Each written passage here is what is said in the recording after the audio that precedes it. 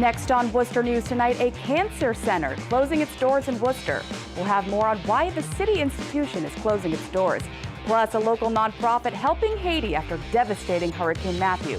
We'll have more on their special donation. Good evening. Thank you for joining us. I'm Catherine Andrioli. We begin tonight with a shocking announcement to supporters of a Worcester institution. Hope Lodge in Worcester will be closing its doors on December 31st. The center opened in 1985 and offers free lodging and support to cancer patients receiving treatment in Massachusetts. A spokesperson from the American Cancer Society, who partners with Hope Lodge, said is closing due to declining occupancy rates since 2008. The lodge includes 9 guest rooms. The spokesperson saying 4 or 5 of those rooms are usually empty. Many of those patients staying at the lodge are from outside of the Worcester area. Hope Lodge has not released an official statement on its closing.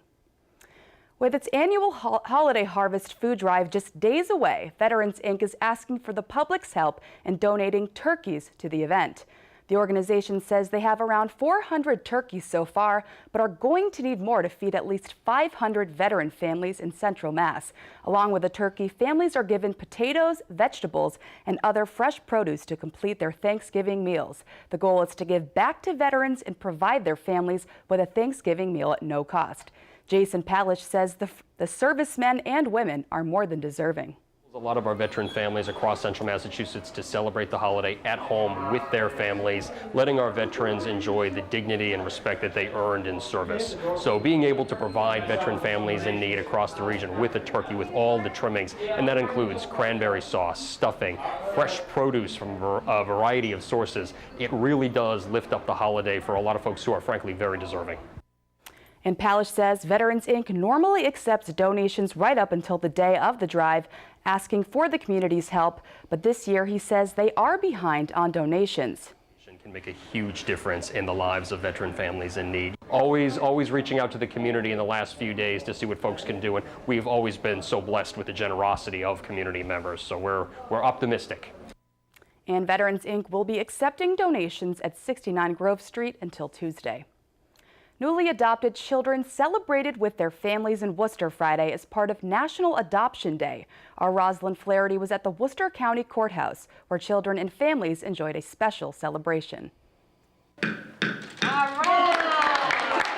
Smiles and cheers surround 6-year-old Quashawn as he is officially adopted into the Sun Lucier family.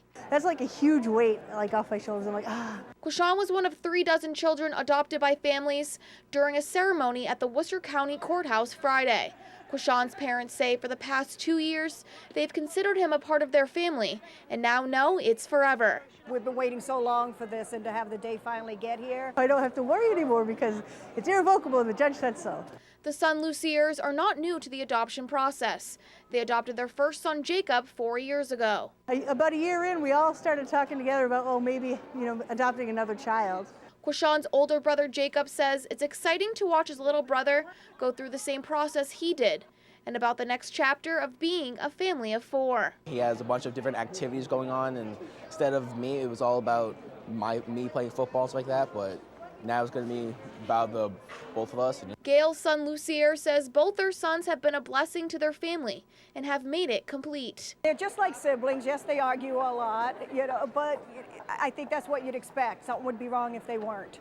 As for Quashawn, Sarah's son, Lucier, says once they met him, they knew he would be part of the family.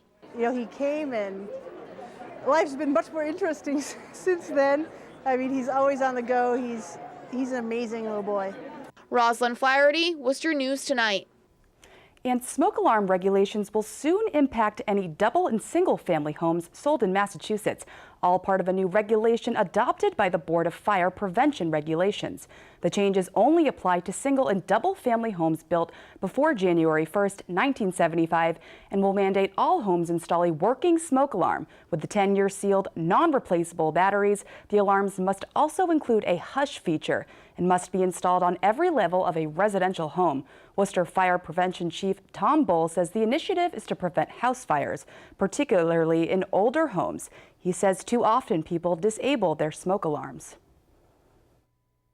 It allows you to shut off the sound portion of the smoke alarm in the event of a false alarm that's caused by cooking or steam from the bathroom or anything of that nature. It's meant to discourage folks from removing batteries or from the smoke detectors and from taking them down. And battery-powered alarms more than 10 years old must be replaced with the proper smoke alarms before a house is put on the market. Bull says more than 50% of house fires in Massachusetts are in homes where smoke detectors are disabled. And in Worcester, 2 men were arrested in connection to a violent home invasion on Glenwood Street late Thursday night. Police say the ex-boyfriend of a woman living in an apartment forced his way in after an argument with her on the phone. Police say the man was with a second suspect identified as Sebastian Barojo. Officers say the two began punching another man in the face who lived at the home after he tried to intervene. Police say the two fled the scene after someone showed up at the home trying to help. Police say the men were arrested shortly after and face a number of charges. And Worcester police also releasing these photos today captured during a robbery at Honey Farms. Investigators believe this man is responsible for 3 armed robberies, this one on Belmont Street at the Honey Farms. Over the past month, the suspect is described as a slender white male around 5'5". Anyone with information can send an anonymous text to the police department. And thousands of people in Haiti are still recovering after Hurricane Matthew ripped through the island last month, leaving devastating damage throughout. But one Worcester nonprofit is helping Haiti with a special donation. Our Olivia Lemon visited the Be Like Brit Foundation today and has more. More than 30,000 pounds of donated goods stuffed into a storage container depart the Be Like Brit driveway Friday. Items like food, clothing, and toiletries will be shipped to Haiti to help Hurricane Matthew victims. Hopefully by the year end, we'll actually end up in Grand Guave, Haiti, so that we can help all of our neighbors. Cheryl-Ann Gangle and her husband Len started the Be Like Brit Foundation after their daughter Brittany was killed in the 2010 Haiti earthquake.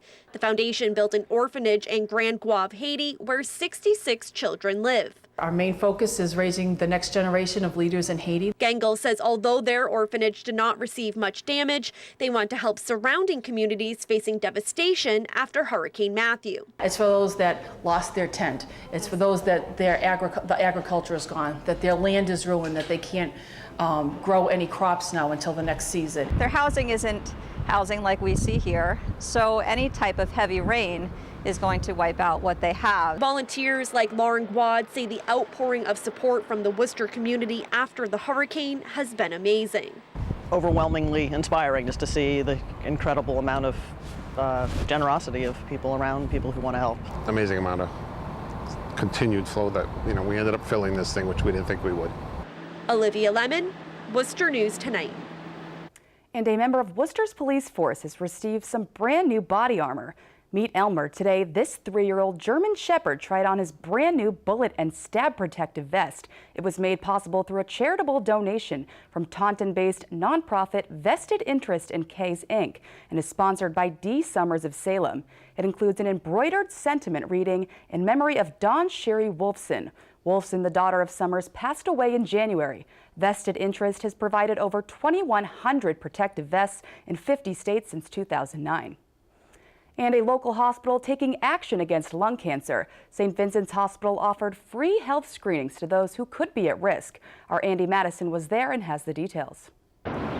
For smokers like Roger Pierce, quitting is easier said than done. I tried, but it didn't work. When did you start smoking, you said? About 13. Okay. So about 40, almost 40, about 30 some odd years ago. And smoking that long can put a person like Pierce at risk for lung cancer. At St. Vincent Hospital, the staff was offering free lung cancer health screenings, targeting anyone between the ages of 55 and 80. The research shows that those people in that age group, and if they're smokers, have that smoking history, then they should be screened for lung cancer. According to the CDC, 200,000 people are diagnosed with lung cancer every year. 3/4 of them die from it. Miller works in radiation and oncology and says the key to beating lung cancer is early detection. Having patients coming in for treatment where it's too late. Unfortunately, it's at a very late stage. And it's very sad, and it's very difficult for them and for their families to have them see like this and to hear that news. It's an issue that Worcester is taking seriously. As part of its plan to be a healthier city, Worcester recently moved the tobacco age from 18 to 21. Most smokers started when they were very young, 11, 12, 13 years old. And the problem with that is that the brain of an adolescent is still developing, so that the nicotine, they get addicted to the nicotine much earlier. An addiction Pierce has tried to kick many times. I was on it for a little bit of time, but it wasn't working. And I tried the gum. That don't work really.